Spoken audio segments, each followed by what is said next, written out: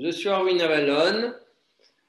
Donc ce soir, l'idée, c'est de vous parler du lien qui existe entre l'anniversaire et la deuxième naissance. Alors évidemment, ça va être beaucoup plus facile de définir anniversaire que deuxième naissance. Stasera l'argomento tratta di che collegamento c'è fra compleanno e seconda nascita. E chiaramente sarà molto più facile definire il compleanno della seconda nascita.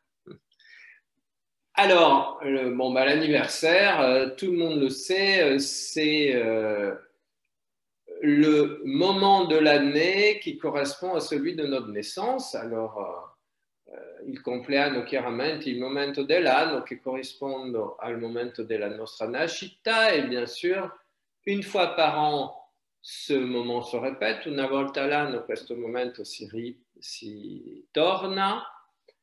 Et en fait, le moment parfait de l'anniversaire, c'est quand le soleil de l'année passe exactement dans la même position céleste que celle où se trouvait le soleil au moment de notre naissance. E perciò il momento più specifico è quando il sole dell'anno passa esattamente sopra la posizione del sole nel momento della nascita. Donc, je ne sais pas si vous êtes né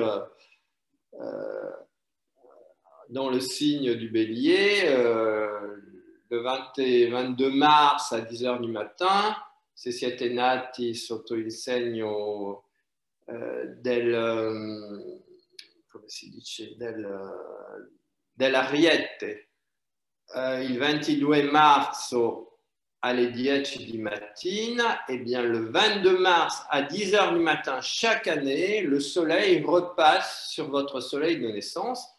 Perciò ogni anno il 22 marzo alle 10 di mattino, l'orario esatto in quale siete nato, il sole passa, si ritrova nella posizione del vostro sole di nascita.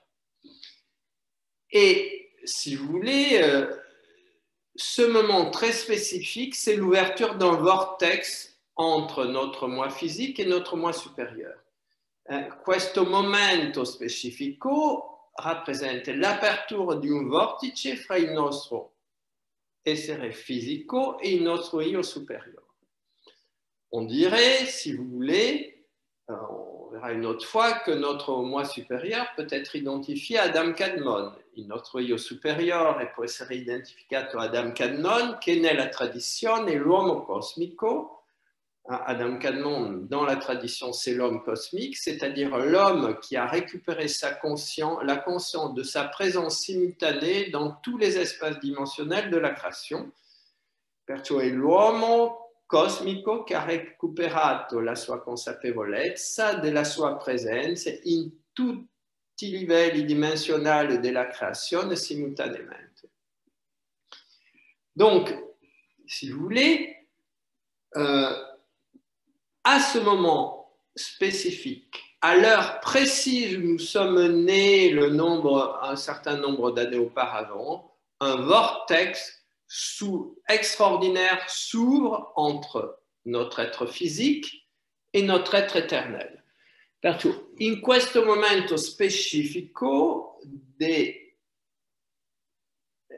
del momento esatto, dell'orario esatto in quale siamo nati, si apre un vortice di collegamento fra la nostra componente fisica e il nostro io eterno. Donc vous comprenez à quel point ce moment est un moment unique et à quel point fêter l'anniversaire est quelque chose de très important. Perciò capite a che punto questo è un momento unico, a che punto festeggiare il compleanno è una cosa estrêmement importante. Et bien entendu, il y a 1000 façons de fêter l'anniversaire, un peu comme toutes les fêtes. Chiaramente, ci sono molti mezzi per festeggiare un compleanno, un po' come tutte le feste. Donc, ça peut aller, on va dire, des des festivités les plus extérieures a une dimension beaucoup plus intériorisée. Perciò può andare, diciamo, delle festività più esteriori a un festeggiamento un po' più intérieur et sempre più intérieur.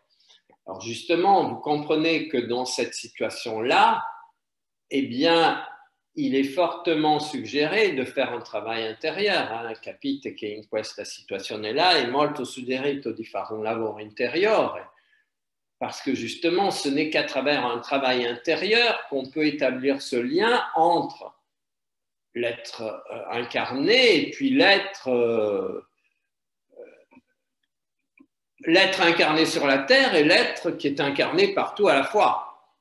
E si può fare perciò un lavoro tra l'essere incarnato sulla terra e l'essere incarnato dappertutto nello stesso tempo. Et si vous voulez, ça c'est un concept extrêmement important et un concetto particolarmente importante parce que dans les traditions spirituelles, on fait la différence entre l'incarnation sur la terre et puis l'au-delà. Nelle tradizioni spirituali si fa la differenza fra l'incarnazione sulla terra e un al di là di quale non si sa bene dove è, et un au-delà dont on ne sait pas très bien où il est. Bon, le paradis des chrétiens, allez savoir où il est, il paradis dei cristiani sapete dove. J'ai fait des conférences sur où se trouve le paradis des chrétiens. Ho fatto delle conferenze su dove si trova il paradiso dei cristiani. E pas seulement dei chrétiens, bien sûr, e non solo dei cristiani. Dov'è questo paradiso? E non so, è sulla punta di questo albero, è in una nube, c'est où? Sur la pointe d'un arbre, le paradis des chrétiens, dans les nuages, dans une lune quelconque, in una qualsiasi luna della creazione. Voilà, il y a, comprenez que tout, absolument tout, ha un posizionamento spazio-temporale, assolutamente tutto ha un posizionamento spazio-temporale. Et donc, si vous voulez, il est fondamental de comprendre que quand on n'est pas incarné sur la Terre, on est incarné ailleurs. Quando non siamo incarnati sulla Terre, siamo incarnati da altre parti. Alors, incarné, ça veut dire dans la chair, dans un corps de chair. Incarnato significa in un corpo di carne. Mais il y a 1000 façons d'être, il y a 1000 autres véhicules possibles, ci sono 1000 altri veicoli possibili. Et la Merkaba, c'est un véhicule qui est dont une partie est incarnée dans la chair, c'est notre corps physique, mais dont les autres parties prennent corps dans des espaces-temps tout à fait différents. E le altre parti di noi, la Merkaba è uno spazio, un veicolo in quale le altre parti di noi prendono veicolo in altre dimensioni della creazione. Voilà, donc, e possiamo parlare di incarnazione à tous les livelli della creazione. On peut parler d'incarnation à tous les niveaux de la création. Simplement, si vous voulez, à certains niveaux, vous voyez, un corps est rempli de sang, et c'est ça qui en fait un corps de chair. Un corps de chair est rempli de sang. Un corpo di carne è riempito di sangue. Et un corps de lumière est rempli de lumière. Un corpo di luce è riempito di luce. Donc, si vous voulez, dans un corps de lumière, le sang, c'est la lumière. In un corpo di luce, il sangue est la luce. Et dans un corps physique, la lumière, c'est du sang. Et in un corpo fisico, la luce è sangue. Et le sang a toutes les caractéristiques de la lumière. Il sangue a toutes les caractéristiques de la luce.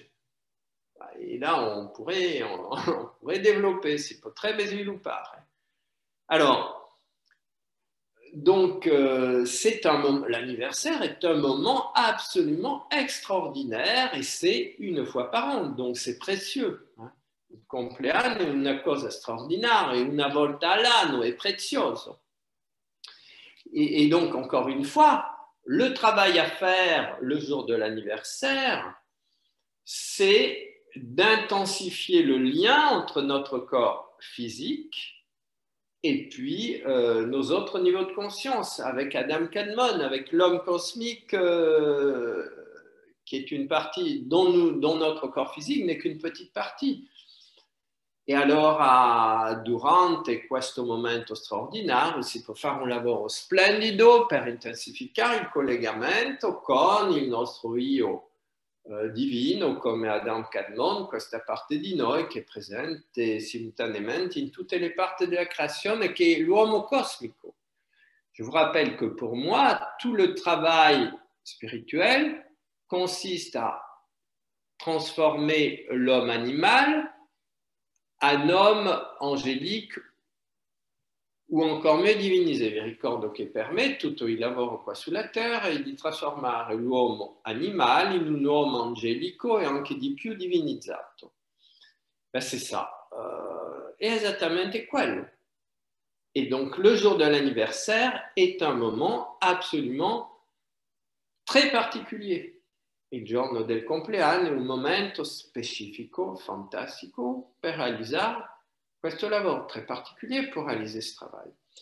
Alors, maintenant, on va aborder la deuxième partie on va dire, de ce titre qui est la seconde naissance. Adesso possiamo, diciamo, entrare nella seconda parte di questa formulazione che tratta della seconda nascita.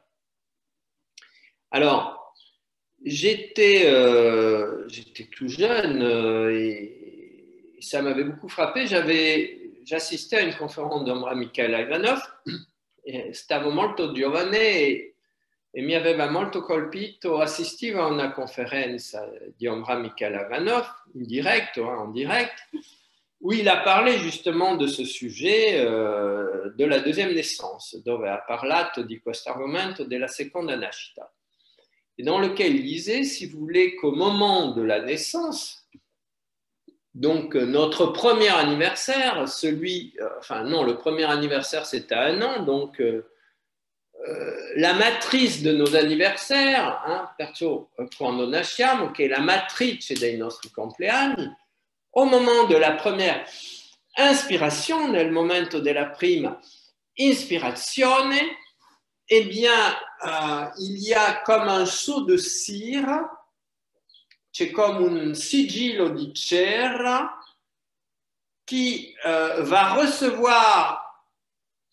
l'empreinte des étoiles, che va ricevere l'impronta delle stelle, l'empreinte, on va dire, de notre thème astrologique aussi, l'impronta della nostra tematica astrologica, et immédiatement, ce seau se solidifie et la cire devient dure, on va dire, comme du béton. A questo momento la cera si solidifica e la cera diventa durissima. Et quand la cire devient tellement dure, elle ne peut plus être changée. Quando la cera diventa così dura, non può più essere cambiata. Et donc, le destin, à partir de là, dirige l'individu. Da questo momento il destino va dirigere l'individu. Et s'il est arrivé avec un bagage cosmique suffisant, il sera guidé par la providence plutôt que par le déterminisme. E se viene sulla Terra con un bagaglio sufficientemente, diciamo, positivo, sarà guidato dalla provvidenza invece di esserlo dal déterminisme. Et donc, il va nous sommes tous passés par cette situation et nous avons tous, on va dire, notre destin ou notre chemin de vie qui est déterminé par ce saut originel. E allora abbiamo tutti un sigillo determinato da questa solidificazione originaria. Mais bien entendu, le travail ne s'arrête pas là, rien n'est définitif, ma da sicuro il lavoro non si ferma qua, niente è definitivo, et on peut travailler là-dessus, e si può lavorare su questo. Et alors, l'être humain, en travaillant sur lui, en intensifiant, on va dire, son niveau vibratoire, va commencer a chauffer, a travailler sur le saut de cire. L'essere umano, lavorando su se stesso, va cominciare a proiettare la luce sul sigillo di cera.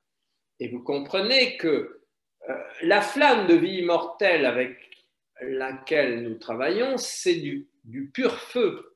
La fiamma di vita eterna con quale lavoriamo è puro fuoco. Et comme on l'a dit, le feu va commencer à brûler toutes les vieilles branches en nous. Et donc, la première fonction du feu, c'est de brûler et de purifier. Il fuoco va bruciare tutti i vecchi rami in noi, la prima funzione del fuoco è di bruciare, perciò di purificare. Quand il n'y a plus rien à brûler, à nettoyer, eh bien le même feu qui brûlait illumine. Quando non c'è più niente da bruciare, lo stesso fuoco che illuminava, che bruciava, diventa un fuoco illuminatore. Et quand nous entrons dans ce feu illuminateur, eh bien il va commencer à chauffer le seau de cire. E quando più lavoriamo con questo fuoco, con questa fiamma di vita, quando lei diventa illuminatrice, va cominciare a lavorare sul sigillo originale, diciamo fossilizzato, jusqu'à un point où à un certain moment, eh bien, le seau de cire va retrouver le même état, on va dire, de plasticité qu'au moment de la première respiration à la naissance. E questo uno va arrivare nel momento in cui il sigillo così duro va progressivamente recuperare la morbidità e va arrivare al livello di plasticità che aveva nel momento del primo respiro quando l'individuo è nato.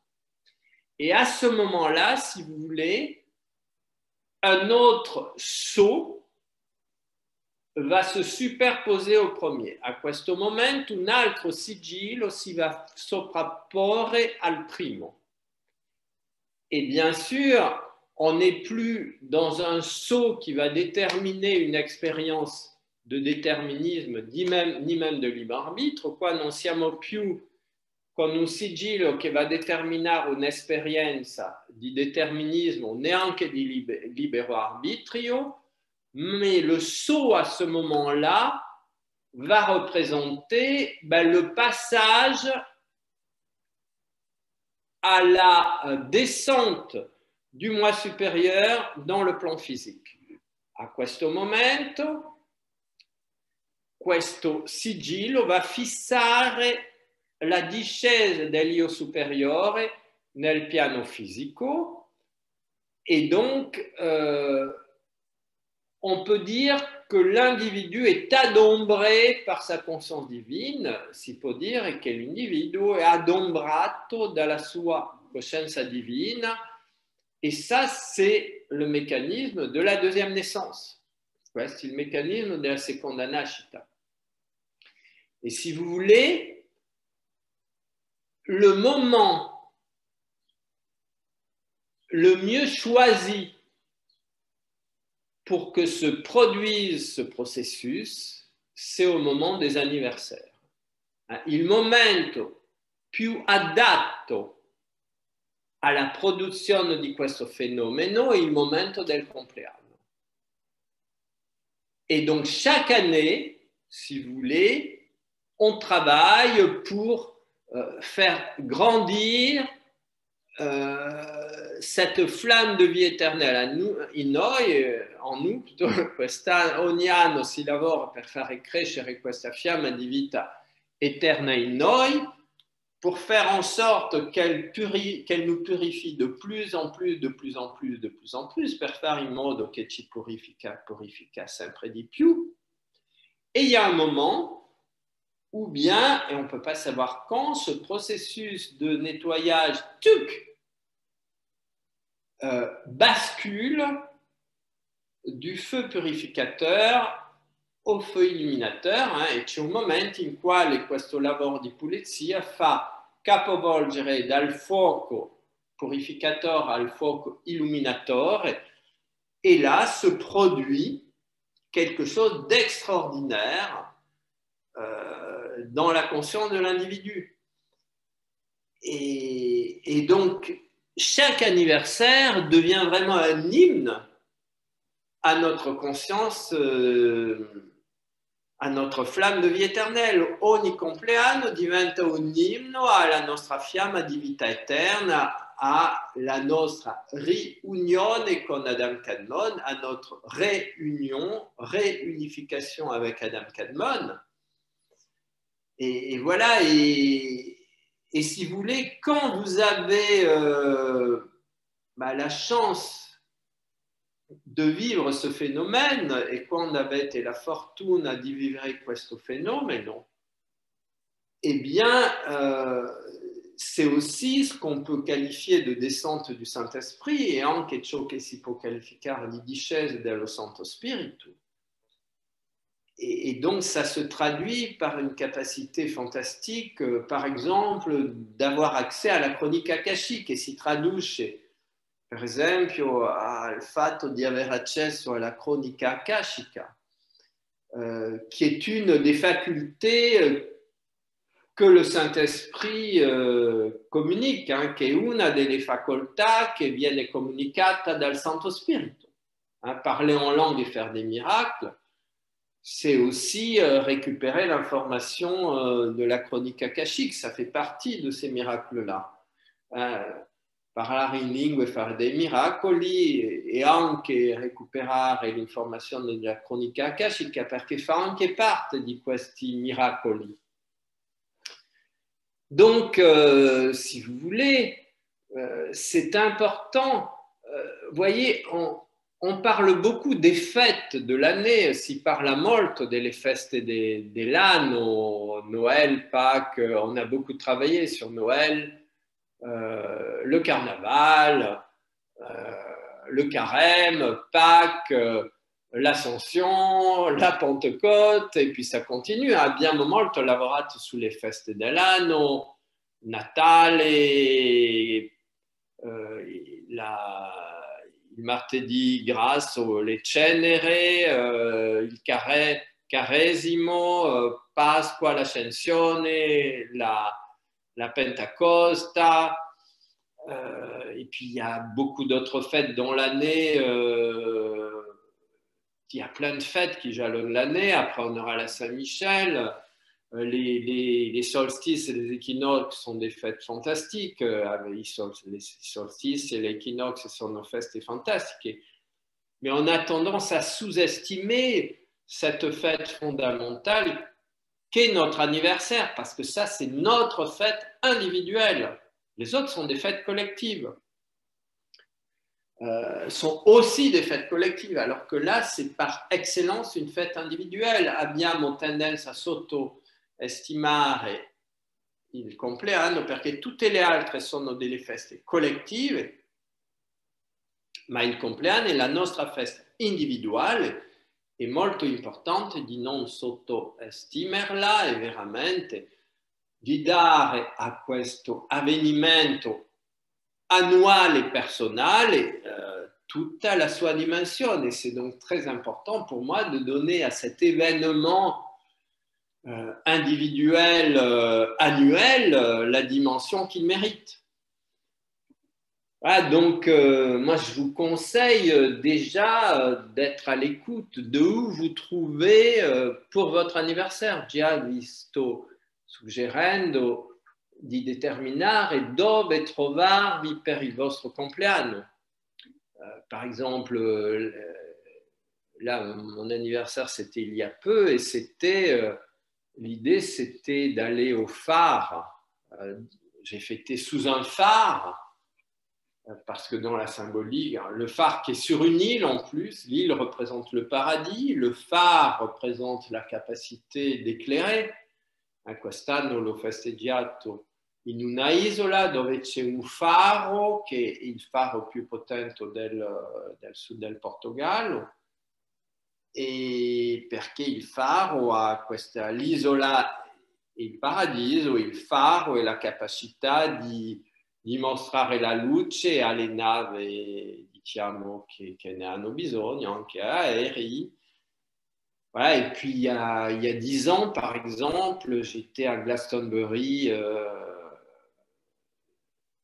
en Angleterre où sont arrivées le meditazioni Merkaba Matrimondiale. 10 anni fa stavo in Inghilterra e quando mi sono arrivati tutte le meditazioni, la procedura delle meditazioni Merkaba Matrimondiale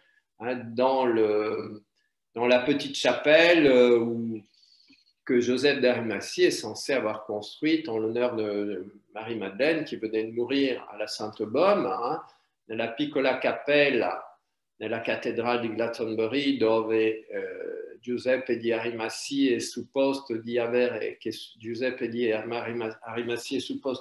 costruito in onore a Maria-Madeleine che era morta alla Sainte-Baume nel sud della Francia.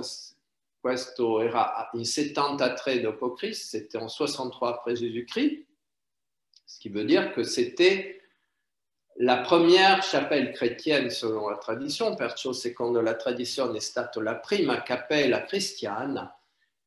Et voilà, et donc c'était un lieu extrêmement particulier pour télécharger de l'information. E ce qui est arrivé a uno spazio molto particolare per telecaricare informazioni, perciò è giusto ciò che è arrivato. Donc si vous voulez, il y a un travail pour, si possible, être dans un lieu sacré ou un lieu symbolique, perciò c'è prima un lavoro per essere in un luogo sacro, un luogo simbolico. Ensuite, il faut prendre le temps pour se consacrer a ce travail, perciò bisogna prendere tempo per consacrarsi a questo lavoro. Ensuite, la veille de l'anniversaire, moi je vous suggère de faire un bilan de l'année. Il giorno prima del compleanno vi suggerisco di fare la bilancia di tutto l'anno, d'expulser toutes les choses indésirables qui vous sont arrivées, di espulsare tutte le cose indésirabili che vi sono successe. Et le jour de l'anniversaire, vous ouvrez la nouvelle page du livre. Il giorno del compleanno aprite la nuova pagina di un nuovo libro che durerà un anno. C'est la nouvelle page d'un livre qui va durer un an. Et donc là, vous êtes aussi invité à... Moi, j'écris toujours mes vœux à Mère Père du Créateur de tout ce qui est, mais aussi à l'ange du feu Agni. Io scrivo sempre i voti a Madre Padre Dio, Créateur di tutto ciò che è, ma anche à l'angelo del fuoco Agni, et il y a beaucoup de choses à dire sur Agni. C'est l'agneau, c'est à la fois l'agneau et le feu. Agni è nello stesso tempo l'agnello e il fuoco. C'est une parole sanscrite, Agni, et une parole sanscrite. Et c'est extrêmement intéressant ce lien entre l'agneau e le feu, è molto interessante questo legame tra l'agnello e il fuoco. et par le fait que, notamment dans le christianisme, Jésus se définit comme l'agneau de Dieu, et nel fatto che nel cristianesimo Jésus si définisce comme l'agnello di Dio. Voilà, donc on ne va pas. L'agneau, ce n'est pas à cause de la laine qu'il a sur le dos, c'est pour tout un tas d'autres raisons. Chiaramente, potete pensare che l'agnello ha la sua importanza non al fatto che abbia tutta la lana sulle spalle, bon.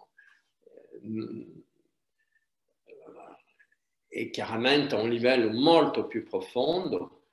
Voilà, et bon, et là, si vous voulez, il y a toute une légende extraordinaire, c'è tutta una leggenda straordinaria, comme quoi Ram, le grand fondateur de l'âge d'or, una notizia straordinaria in quale Ram, o Rama, il grande fondatore dell'età di oro, il y a toute une dimension extraordinaire de la vie de Ram, c'è tutta una dimensione incredibile della vita di Ram, le premier de tous les grands prophètes, il primo di tutti i grandi profeti. Et à la fin de sa vie, après avoir unifié bien avant Alexandre et tous les grands conquérants, tout le monde antique, alla fine della sua vita, molto tempo prima di aver unificato tutto il mondo antico, molto prima di Alessandro e di quelli che hanno proseguito questo, il laisse le pouvoir temporel a ses deux fils, va lasciare il potere temporale sui due figli et il va se retirer sur un haut plateau himalayen. Il était né dans les Pyrénées et il a conquis le monde jusqu'à l'Himalaya. Era nato nelle Pyrénées. Pyrénées significa carro di fuoco et significa Merkaba. Hein. Donc les Pyrénées, ça signifie chariot de feu, c'est la Merkaba. Il a tout conquis jusqu'à l'Himalaya. Il se retire sur un plateau himalayen qui s'appelle la Paradesha, si ritira su una altura himalayana che si chiama la Paradesha, d'où va venir le nom paradis, di quale verrà il nome paradiso. Et les légendes nous disent qu'à ce moment-là, il change son nom de Ram en Lam. E le leggende dicono che là, quando si ritira e lascia il potere temporale, cambia il suo nome di Ram in Lam, c'est-à-dire que il renonce à son pouvoir temporel, mais garde le pouvoir spirituel. Et c'est de là que viennent les lamas, ce sont les descendants du Ram, de Ram qui est devenu l'âme et l'âme qui est aussi l'agneau. E là, di qua vengono i lama che sono i discendenti di Ram che ha cambiato il suo nome in Lam, l'agnello. Voilà, et on est dans ce merveilleux symbolisme délicieux des légendes, et siamo nel magnifico simbolisme delizioso delle leggende. Voilà, donc ça c'est Agni, hein, l'agneau de feu, qui est une autre forme de l'agneau, de l'ama, du lame. Hein, perciò qua abbiamo Agni, l'agnello, che è nello stesso tempo il fuoco.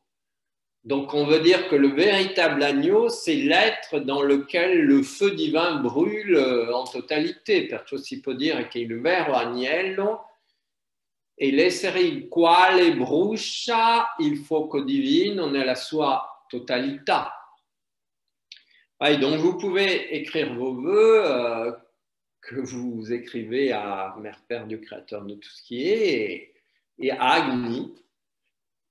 Et puis voilà, vous mettez vos objectifs, parce que c'est très important d'avoir des objectifs, vos idéaux, et puis aussi vos idéaux matériels, mais aussi spirituels. Et là, en sachant que eh bien, les plus beaux vœux sont le fait d'être, on va dire, investi par cette puissance de vie éternelle. Sapendo che il voto più bello è quello di essere investito da questa potenza, da questa fiamma di vita eterna et de pouvoir se mettre à disposition,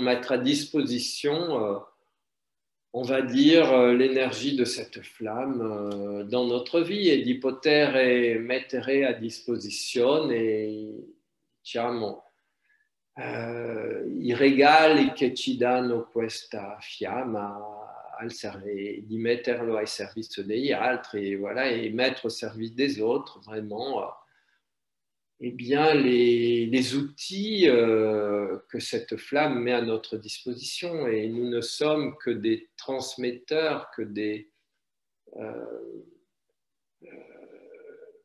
intermédiaires. Siamo unicamente dei intermediari fra la fiamma di vita eterna et il mondo physico. On est des intermédiaires entre cette flamme de vie éternelle et puis tout ce que l'on peut rencontrer sur notre chemin. Et voilà, donc l'être humain a pour but d'être cet intermédiaire entre le feu divin et puis et la matière, et de libérer la matière, de libérer le feu divin qui dort dans la matière. E perciò l'essere umano ha per scopo di liberare il fuoco divino che dorme nella materia. Voilà, donc c'était un peu un aperçu de l'importance de cette fête qui pour moi est vraiment, vraiment essentielle. Perciò avete qua un po' un'idea dell'importanza di questa festa che per me è veramente essenziale. Merci beaucoup. Grazie tanto.